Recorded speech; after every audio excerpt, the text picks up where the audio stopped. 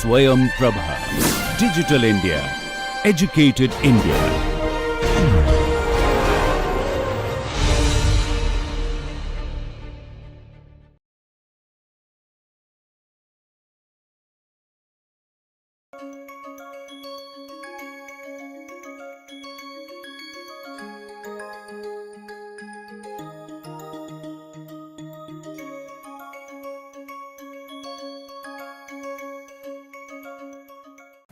Namaste.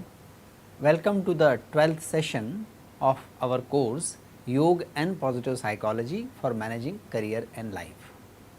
In this session, we are going to discuss the means to surpass the obstacles on the way of attaining well-being. And as the nature of this course is, we are going to examine this question from the yogic perspective.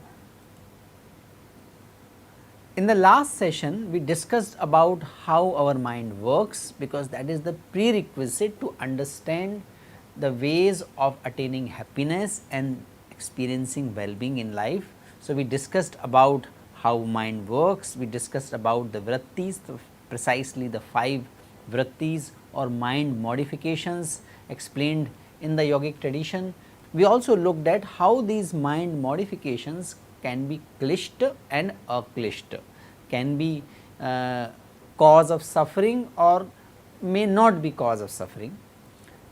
We also looked at what are the major impediments, what are the major obstacles in attaining well-being in the form of different viparyayas.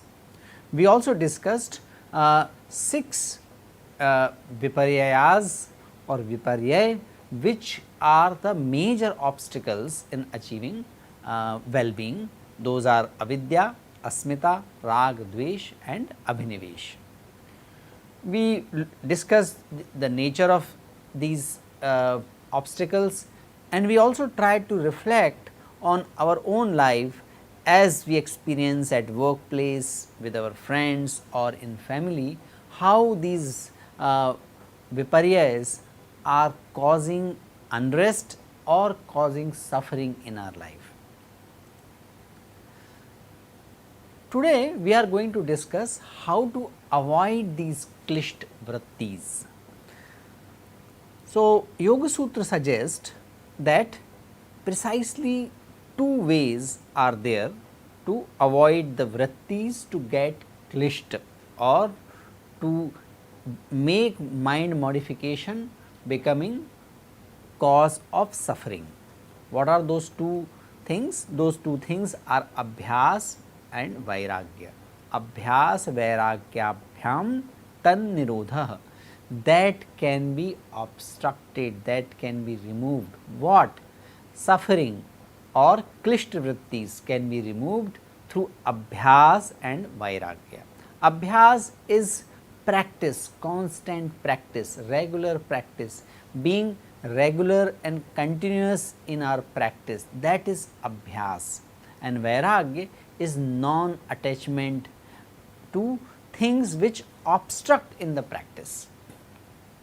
So, abhyas is the term which is very much applicable and probably all of us can understand if we look at music, sports, studies, technology, entrepreneurship, any walks of life.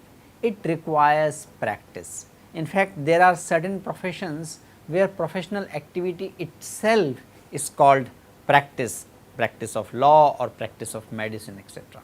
So, practice means regularly and continuously working on something. If it is yoga, then in the yoga it is said that there are no holidays, and not that if you have started practicing the yoga, there will be holidays on Sundays or gadget holidays, etc. No, we need to practice regularly. Even if on some days we are not able to do the full practice, but some short practice must be conducted, must be performed, and that must be continuously done. So, abhyas is the first thing, and second thing is vairagya. Vairagya means detachment. Vairagya is opposite to rag. You remember rag and dvesh? It is opposite to rag as well as opposite to dvesh. It is about ability to detach from any vishayas, any sensuous pleasure, or ability to detach from any psychological gratification, any ability to get detached with our asmita, our ability to get detached from our ignorance. Actually, ability to get detached with our set theories and ideas is also part of Vairagya. Vairagya meaning I am aware to examine things as they are. Vairagya meaning my purpose in life is well-being, integral harmony, career success, or maybe samadhi, as that is the ultimate objective of yoga. In the process of attaining that objective, which is niti sangat and dharma sangat, in order to achieve that objective, if I have to detach from something, if I have to detach from any sensuous pleasure or emotional connect, or if I have to get rid of my aversion for certain things, but or some people, but if that is required for well-being, that is required for the dharmic purpose, I am willing to let go my preconceived notion and attachment. Abhyas and Vairagya can be also defined in terms of extrinsic effort and intrinsic effort. Abhyas is pretty visible outside. You wake up at the right time, you take the right food, you take the appropriate amount of food at appropriate time, you practice regularly, all that is validated externally. So, Abhyas is the practice or effort which is visible externally. Vairagya is more intrinsic situation. Vairagya is more intrinsic effort, and when Vairagya happens, external practices start happening naturally. They does not require much of effort.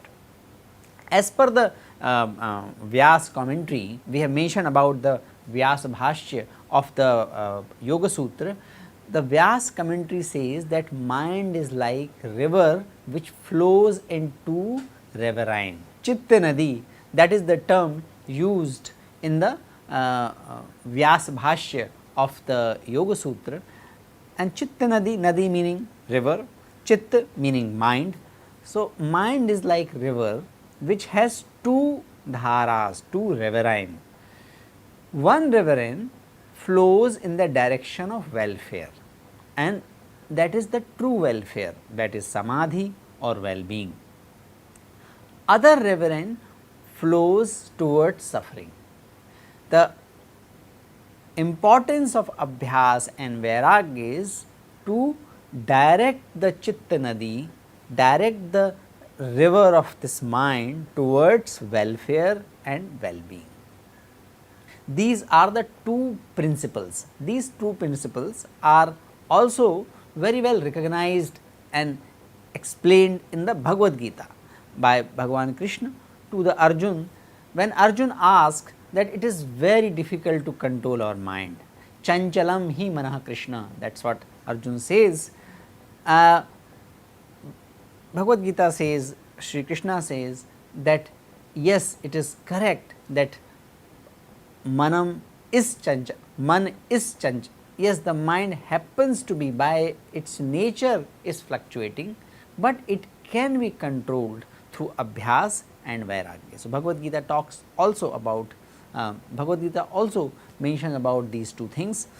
But the next question is, how I practice Abhyas and Vairagya? What is the meaning of Abhyas and Vairagya in more behavioral terms, more in terms of my emotions, more in terms of my mental states? So, the question is, what kind of mental states are required for us to remain established in Abhyas and Vairagya?